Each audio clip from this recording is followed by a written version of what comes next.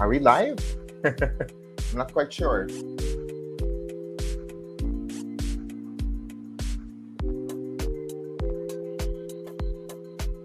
Oh, there you go.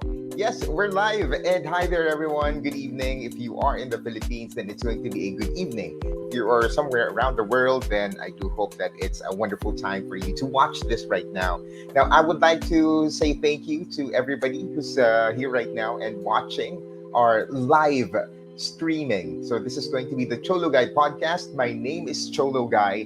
At marami po tayong pag-uusapan today. It's going to be something that's already been happening all around the world. Hindi lamang dito sa Pilipinas, but actually all around the world. And at the same time, because we do have a fan page, I would like to make shout-outs mamaya to all of our viewers and all of our friends who are there who loved the topic for today and gave their insights para sa pag-uusapan po natin ngayon. So tonight, we are going to talk about, we're going to talk about fake news.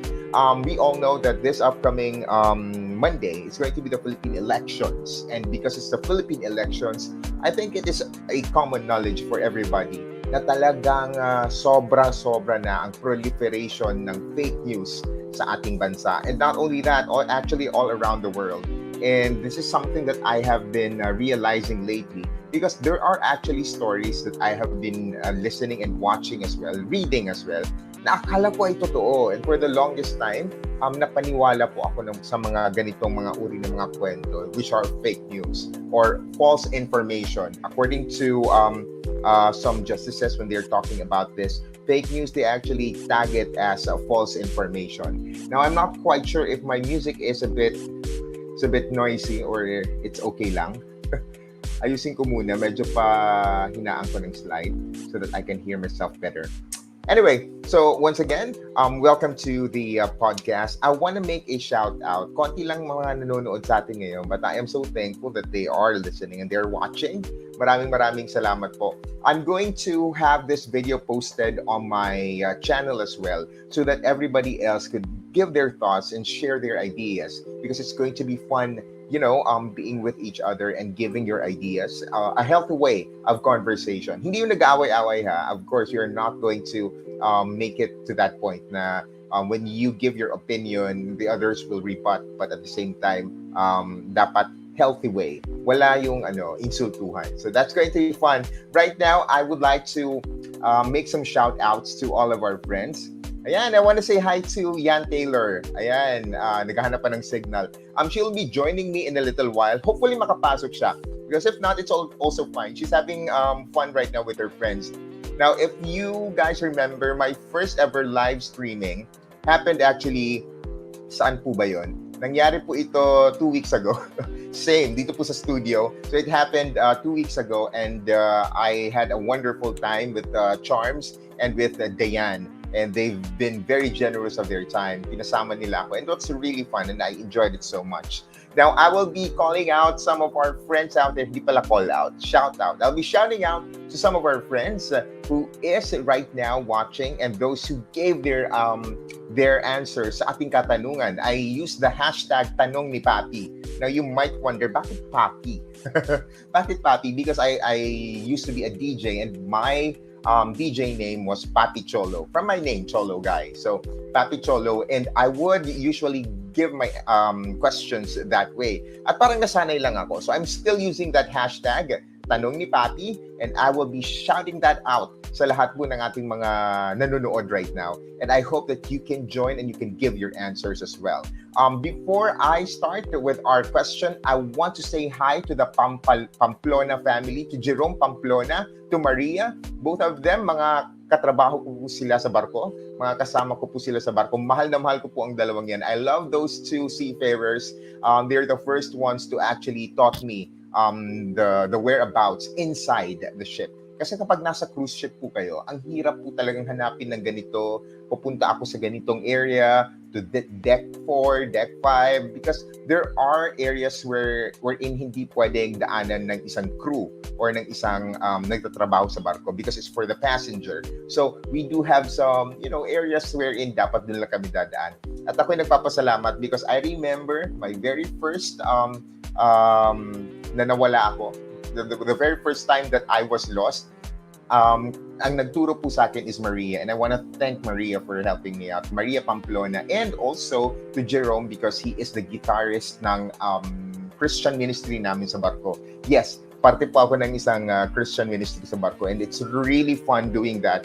Kasi pagpagod ka na, sa lahat ng mga seafarers out there na nasa cruise ship at meron kayong ministries, make sure na kapag pagod na kayo, okay lang naman mag-crew bar. For me, that's not wrong. Kasi trabaho ko na din ang to make sure that the crew bar is fine. But also, we have ministries. It will also help your mental state. So, tutulong po talaga yan para maging okay po tayo. So, I really suggest you guys to do that as well. Now, to the Pamplona family, maraming salamat. You've been very supportive sa lahat na ata na ng mga ginagawa ko. Nag-order sila ng lechon last time sa lechon business ko. At sila rin ay talagang very helpful sa lahat-lahat. And also, okay, bago ko makalimutan kasi baka mamaya hindi ko na mabasa yung comments, I want to say hi and shout out to Peanut Butter Guy. I'm not quite sure sino si Peanut Butter Guy, pero baka kapamilya ko to. Kasi Guy, same last name. To Peanut Butter Guy, thank you so much. And also to YanTaylor, happy watching. So today, I'm going to share to you my questions sa Tanong ni Papi. Ang Tanong ni Papi is very simple. Papaano natin how to fight fake news? Yeah, how to fight fake news. Yan po ang ating topic today. It's not an easy thing. Alam niyo na. All of us, we are so babad sa cellphones. We are so babad sa social media, and we keep on our focus sa social media, and there are just so many feeds, people coming in and out and giving us ideas, and sinasabi sa atin na ganito ang nangyayari, ganito ang dapat, ganito ang hindi. So there are so many things happening, and we don't even know what is actually the truth now. Kasi usually binabago na yung truth or whatever. So right now, let's talk about kung paano nga ba natin lalabanan ang tinatawag na fake news or false information. Kasi alam nyo, kailangan talaga we don't allow na tayo maniniwala sa ganitong mga bagay-bagay because it will really destroy your future. I'm a Yolanda survivor at naaalala ko nung nasa state kami, nung nangangailangan kami. Ang dami fake news na laganap sa Tacloban City, to in my area, sa Leyte. Mayroon pa ngang fake news na sinasabi na marami na daw naging aswang nung time na yon. To tell you, it was really something na pinapaniwalaan ng mga tao at hindi talaga siya nakakatuwa. Well, of course, me as a person, I don't believe those things. Hindi naman ako naniniwala sa mga aswang. Pero nung nangyari yon, talagang ang daming tao ang nagpupursige na i-push yun. And that's really wrong. Right now, ako po ay I'm going to read some answers mula po sa fan page natin, sa Cholo Guy podcast fan page, because we do have some of our friends who gave their answers. Hanapin ko lamang. Hanapin ko lamang because medyo ang dami po nila kasi. Before that, I want to say hi to Primrose Dacuba. Primrose Dacuba, sabi niya, to fight fake news daw, isa sa mga dapat natin gawin para maagapan ang pagkalat ng fake news ay dapat magbase tayo dun sa mga sources or references na relevant and reliable sources ng information para di tayo ma-misinterpret sa anumang balita. Maging alerto at wais tayo sa pagpili ng makatotohanang bagay. Oh, nice. Parang parang seryoso masyado yung tineng sagot. But that's true. You really have to be serious when it comes to news. Sa lahat ng mga bagay na pinapakinggan natin at pinapaniwalaan, dapat nasa tamang landas. So, that's the one of the answers mula sa ating fan page. And now, I'm going to give you some of the things na according to our research. So, nag-research po tayo because we cannot just give answers or give an idea kung paano. Bago po yan, before we can actually try to disinfect our news feed ng mga false news, kailangan po natin malaman ano ba yung mga nag-i-exist na mga klase ng fake news. Kasi hindi yan pare-pareho. According to a study, iba-ibang categories po yan. So we do have 4. Category 1 is going to be fake, false, or regularly misleading websites na nasi-share po natin like sa Facebook at sa mga social media. Well, there are what we call satire websites. gumawa lamang sila ng website to actually showcase these things, and it is really wrong. That's one category. Gumagawa ng website, nag-share ng false or misleading na news. Like for example, instead of saying sabihin natin si Maria, okay? So si Senator Maria ay buntis, and it's question mark. But to people, hindi nila mapapansin na question mark siya eh. Usually people would see that as a statement, and when they look at it as a statement, paniniwalaan nila agad to. At kung paniwalaan ito ng mga tao, nag-lead ka na ng isang tao para sa isang maling impormasyon. That's one category. Second category, we do have websites that may circulate misleading or potential unreliable information. Ito medyo mas grave na to eh. Kasi yung kanyang information is really wrong. Ako may naaalala akong I remember this hindi siya hindi siya maling news, tama siyang news. Pero yung news siya noong 2013, pero shinare siya ulit noong 2000 I think it was 2 years ago. So mga 2020. And the topic was about a typhoon. Shinare niya ulit yung story na to and pretended na as if totoo siya at nangyayari. So it actually caused panic to most of the people dun sa area, and that is really wrong. Kasi false information will cause crazy. It will be a crazy thing. Magkakaroon siya ng frenzy dun sa area. Category number 3, so that was category number 2. Category number 3, websites which sometimes use clickbait or headlines and social media descriptions. Well, yeah, that's a category. Marami po yan.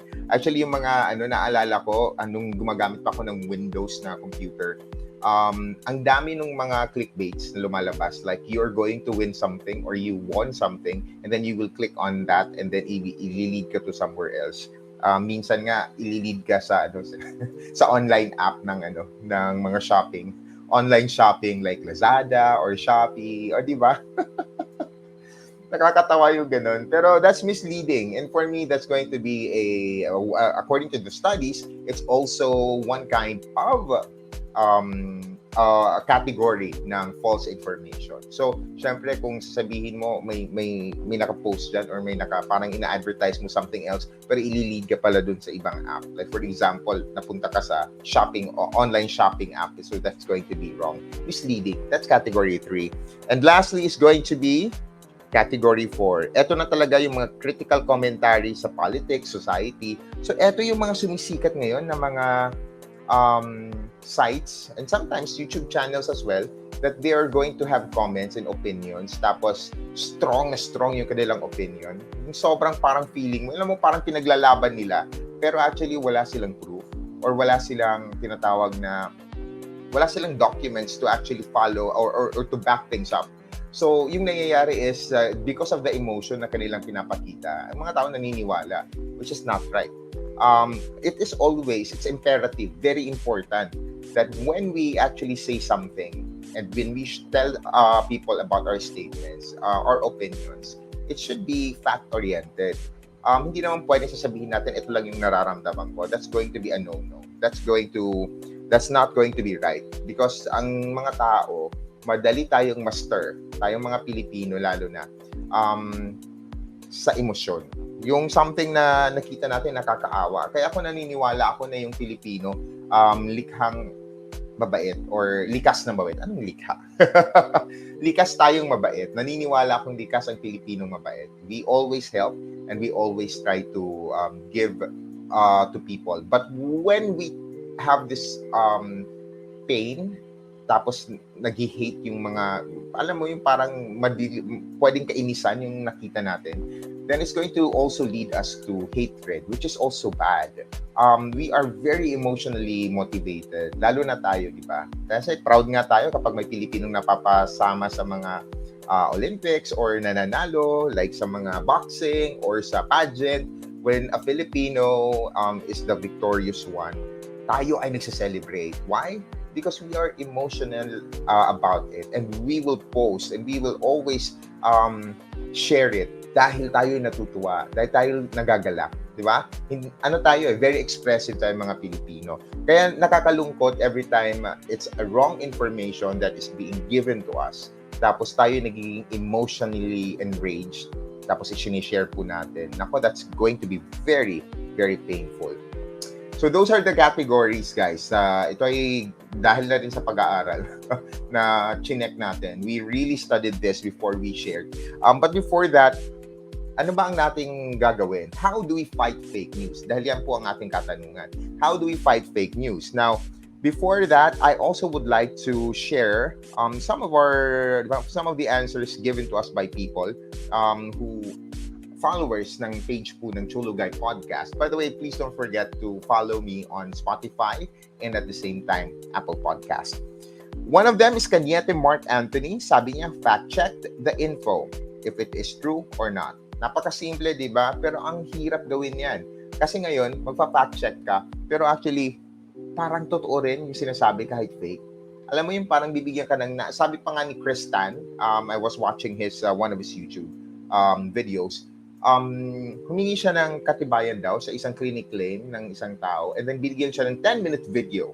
Tapos pinanood niya yung 10-minute video at walang kwenta.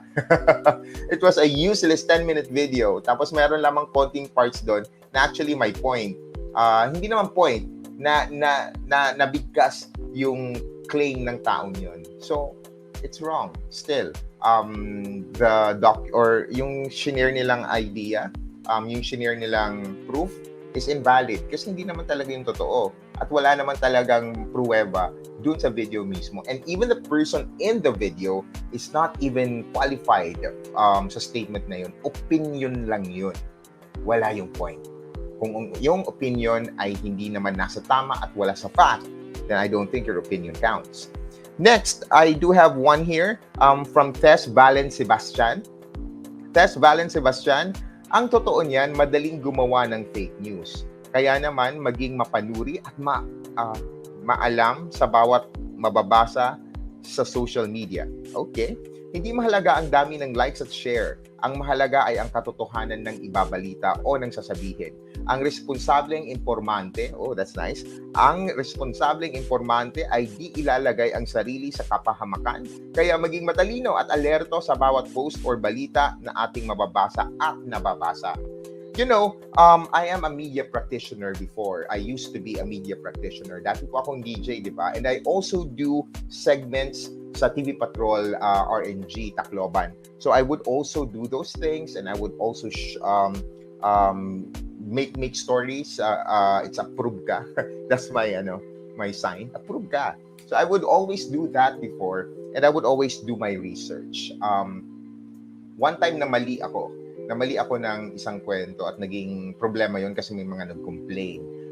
It was about a person who sabihin na natin ginawa ko siyang napakagandang kwento because on that side, him as a father was really good. Pero yung pala may mga naapi siya sa kanyang profesyon and yung mga naapi niya nagreklamo. So basically on that part, the research wasn't enough.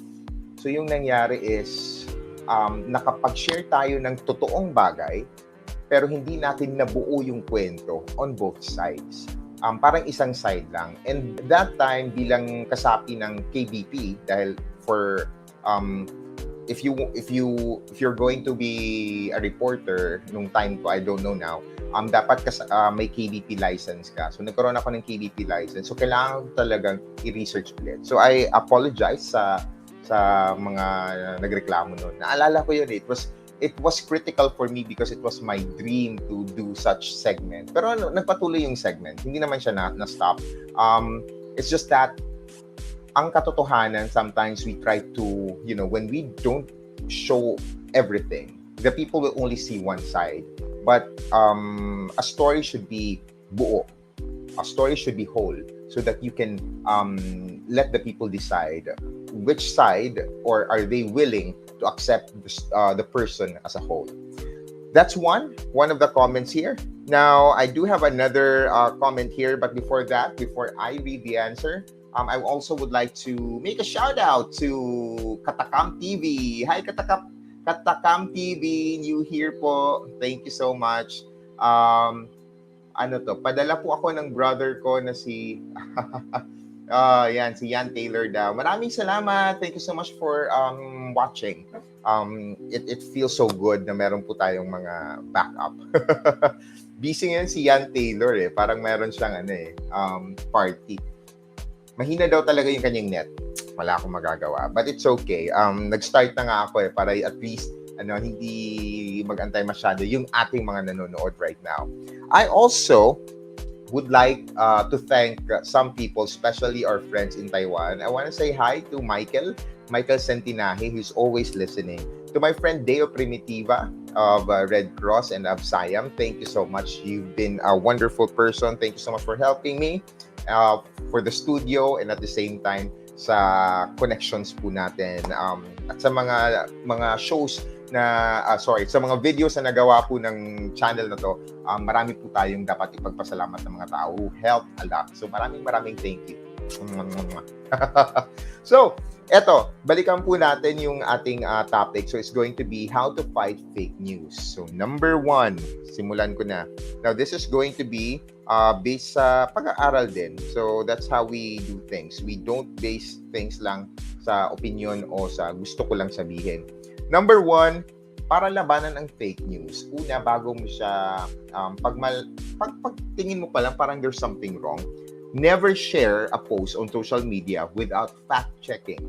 So kapag may makita kang, parang dito tama, or kahit feeling mo tama, bago mo siya i-share, alamin mo muna. Basahin mo muna. This is especially true if it comes from a source you trust. If you want to spread truth, you need to assume that other people are imperfect and may make mistakes. I'm sorry.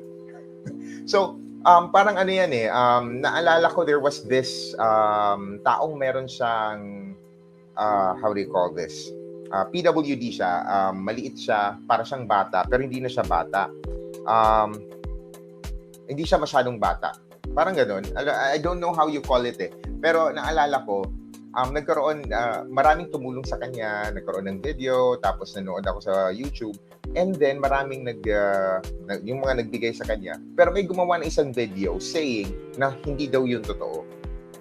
So, gumawa siya ng, nag-show siya ng pictures na itong taong ito is actually an addict, that this person is ganito, ganyan. All negative stories about that person, that poor person.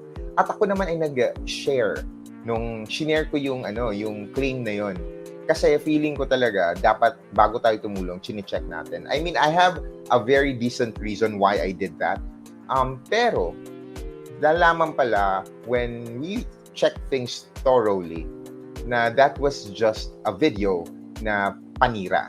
So that was really wrong. So I really felt bad. Being a media practitioner that time, I felt bad na na-share ko yun. So I retracted, I deleted it, and then I reposted. Like, parang an apology.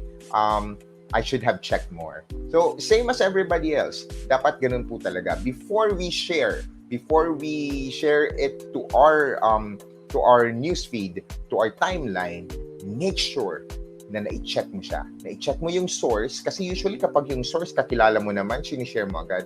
Don't do that. Check the source. Kung saan niya nakuha at kung totoo ito. You can always, libre lang po ang Google. You can always Google things out and it will help your life easily.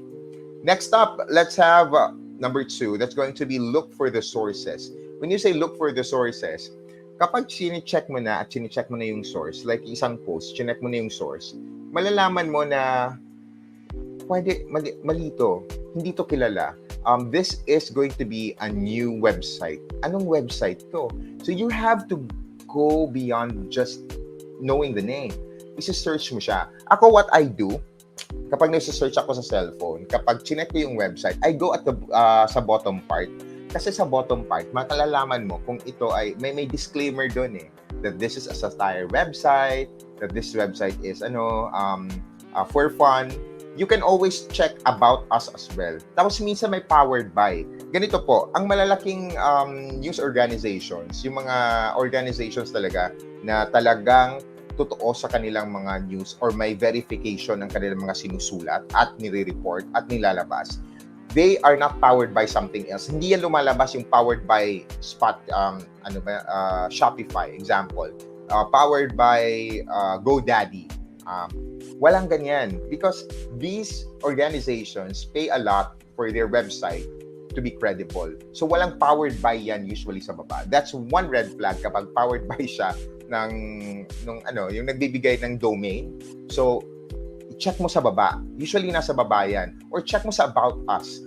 Kasi magsasabi doon na may disclaimer yan palagi kung satire siya. Kasi pwede silang makasuhan if hindi nila gawin yun. So for fun nga lang ba ito? At tignan nyo rin, anong taon ito ginawa? Kasi usually, ang mga nagpro-propagate ng fake news, they are actually just doing that instantly. They created the website instantly andyan, and that is very wrong. Next one. Bago tayo mag-third, I want to say hi and happy listening to June. Happy listening, radyo lang. Alam niyo, nalilito pa rin ako kasi sanay ako sa radyo. I want to say hi and happy watching to June Christopher Baliklik. Thank you so much for spending time right now. Spending your time watching our live stream. Nakaka-touch po yan. Daniela Trisha Batino. So, ito yung sagot niya. Huwag agad maniniwala, lalo na kung walang source or reference. Kapag kaduda-duda, do your own research. Huwag basta maniniwala sa sabi-sabi. I-report ang mga accounts or pages na nagpo-post ng fake news upang masigurado na hindi pa ito lalong kumalat at mapaniwalaan ng ibang tao. No, good answer. That's actually almost the same sa ating binigay kaninang point, di ba? Sa point number 1. Almost the same. So, that's from Daniela Trisha Batino. Maraming salamat, Daniela. Ako tong si Daniela, palagi tong sumasagot. And I really want to thank you for being active sa ating fan page. By the way, sa Facebook po, we do have our fan page. That's going to be Cholo Guy. Cholo Guy and Cholo Guy Podcast sa YouTube. Please don't forget to click like, to follow, and subscribe na rin po if you're watching this through YouTube. It's going to mean a lot to me. Importante po yan for us content creators. Also, I want to say happy watching to the Daria family all around Leyte and Tacloban City. Thank you so much. And to everybody else who is very busy volunteering sa kung sino man ang kanilang sinusuportahan ngayong election. Sana po bumoto po tayo according to our conscience. Okay? Let's do our next answer mula naman sa ating fan page. It's going to be Jonah Saule. Sabi niya, huwag maniwala agad sa mga sabi-sabi ng mga kapitbahay, ugaliing mapanuri at manood ng balita para laging updated. Diba? So, that's one of the answers as well. Thank you so much, Jonah. Maraming salamat. Let's have our third step kung paano po natin lalabanan. How do we fight fake news? Now, this is going to consider, dapat natin consider ang agenda ng kwento. So, when we see a post, ano ba ang gusto niyang ipahiwatig? Alam nyo, here, stories are colored by the agendas of their writers. So, alamin natin, sino yung sumulat nito? Sino ang taong ito? Kasi usually, kapag ang isang taong ito may hatred towards sa kanyang sinusulat, then dapat natin isipin yan ng seryoso. Lalo na kapag yung mga sinusulat ay sobrang seryoso at nakakasira ng tao, we have to make sure that we're able to know that person. Sino ba ito? Ano ba yung kanyang gustong i-share? Di ba? Because that's going to be, may kulay palagi ang isang istorya, depende kung sino ang nagsusulat. Di ba? Naalala niyo yung shinare ko kanina when I was making one of my videos sa isang segment ko dati. Yung gusto kong ipakita sa mga tao ay kung gaano kabuting ama yung taong yun, yung subject ko. But hindi ko na ipakita sa mga tao his professionalism, yung kanyang profession.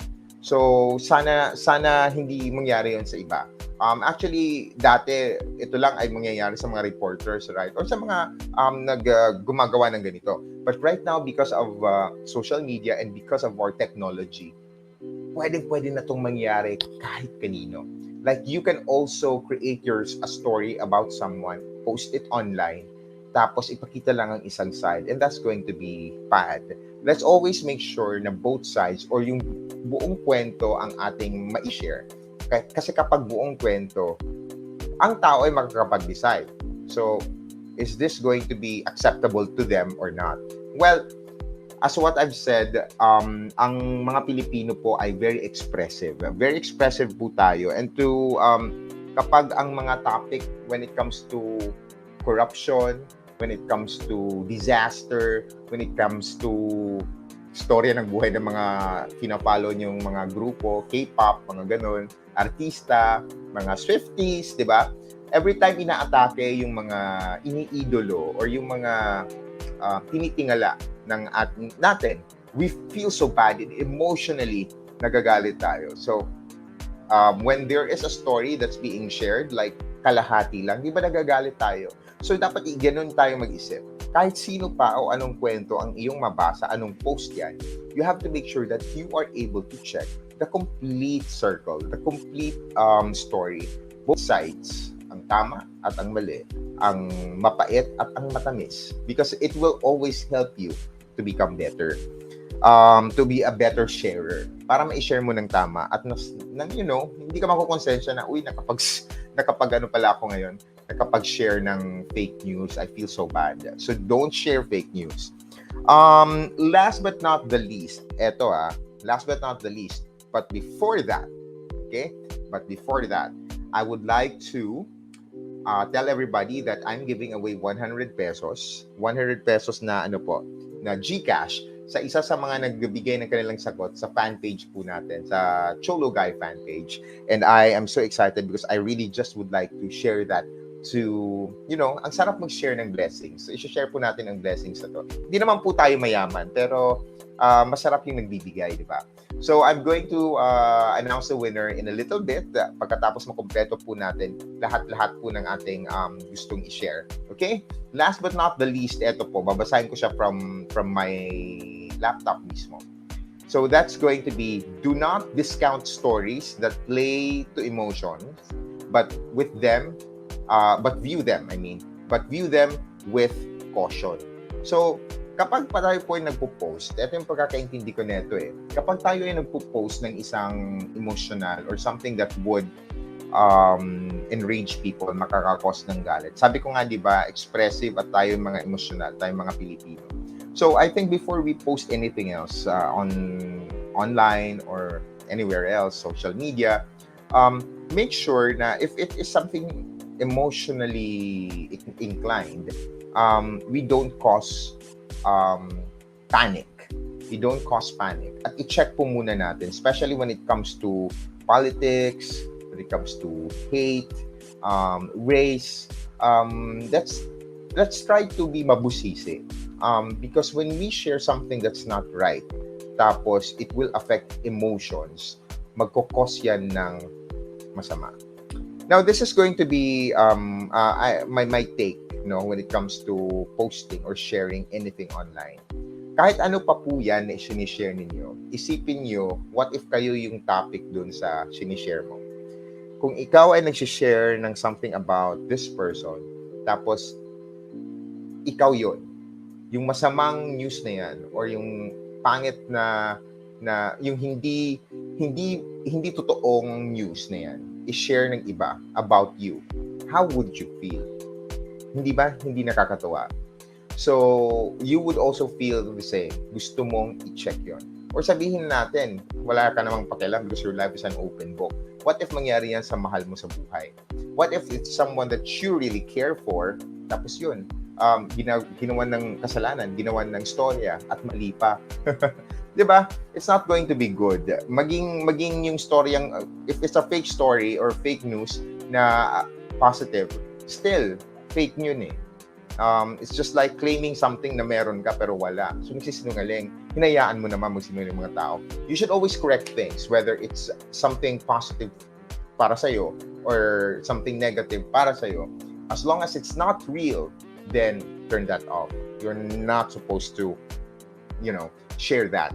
I would like to make an announcement right now. Sabi ni YanTaylor, meron daw siyang chat sa akin. May PM daw siya. Patingin ng PM niya. Sabi niya, mahina daw. Mahina daw yung net niya. Hindi siya makakaakyat. It's okay, no problem. We can do that next time. Patapos na rin naman. It's just going to be a short live stream. As you know, I'm really testing the waters ng live stream. And gusto ko talaga tong gawin para po sa channel natin. Because, giving fun and making people happy is one of my favorite thing to do. So, eto po. I would like to make a shout out sa lahat po ng mga sumagot sa tanong ni Papi. Gusto ko pong batiin na rin po kayong lahat. Okay? So, this one is going to be hi and maraming salamat for liking and at the same time giving your answers. Sara Sestina Conde, Willie Jean Balanay, Mia Erica Loyola Orgong, Jonah Saule, Lychel Lindo, Fes Valen Sebastian, Primrose Dacuba, Kairevas Musa, and Daniela Trisha Batino. Maraming salamat. And also, once again, congratulations yung nanalo po natin last time to Daniela. Natanggap na niya yung premyo. Congratulations, and I'm happy that you're always sharing your thoughts. It's always nice kapag sinishare mo yung thoughts mo. And marami ring nablibless dyan eh. Kasi yung iba nakaka-connect sa kwento ng buhay mo eh. So it's always good to have those moments. Also, kailangan ko pong pumili ng winner right now. And our winner, meron pa ako ditong sound effects. Sound effects lang drums. I would like to, I don't have, but I can announce the winner. Our winner of 100 peso GCash is going to be Kairevas Musa. Congratulations! Ayan, Kairevas Musa, congratulations. Ikaw po ay nanalo ng 100 pesos GCash. We're going to contact you para paano po namin maibibigay sa iyo yung 100 peso GCash, and it's going to be so much fun. Now, I'm not going to do a live stream for the upcoming days, but it's going to be next week. It's going to be a Friday again. I-share po natin. Parang ganito rin, and I'm excited to do that really soon. Now, gusto ko pong pasalamatan lahat po ng nanood right now. We're not a lot, but I am happy because you're there. At least meron, di ba? Maraming salamat. And to those who will be watching the recorded version of this, thank you so much. Also, I would like to make a shout out sa lahat po ng ating mga watchers, YouTube watchers, or lahat po ng mga nagla-like, and especially sa napakadaming nanonood ng isa kong video sa YouTube, which is going to be the Batangas Hotel. Maraming salamat. Nakakataba ng puso kapag nakikita mong dumadami sila. Please don't ever forget to click like and subscribe Cholo Guy Podcast sa YouTube, and do join me sa lumalaki nating pamilya sa Facebook fan page. Is going to be Cholo Guy. Maraming salamat po once again to our winners. Congratulations. And gusto ko kayong bigyan ng how do you call this? Advice. Do not forget that this coming Monday, it's going to be elections. Tayo po ay pumili ng tamang kandidato. Tayo po ay pumili dahil alam po nating dapat. Huwag po tayong pipili lamang ng dahil sikat sila, may pangalan. Huwag po tayong ganyan. Ang iniisip po natin dapat ay hindi yung kapakanan nila. Ang kapakanan po natin at ng buong Pilipinas. I don't know who you are voting for, but I do hope that you will vote for the person that is going to uplift our lives, okay? As a country, as a nation. Hindi po sa ating rehiyon lang, sa ating syudad lamang. Isipin po natin, let's always think for the benefit of the country, okay? Choose wisely, vote wisely, and listen to your heart, okay? Listen to your heart. You will never go wrong if you listen to your heart. And use your head. Do your research. Alamin mo yung mga katotohanan, ang fake news, at hindi. Okay? Filipino, you are wise. Okay? You are wise, so vote wisely. Maraming salamat po sa inyong lahat, and thank you so much. And as to what I always say kapag nag-e-extra po ako sa radyo, Hakuna Matata. Bye-bye!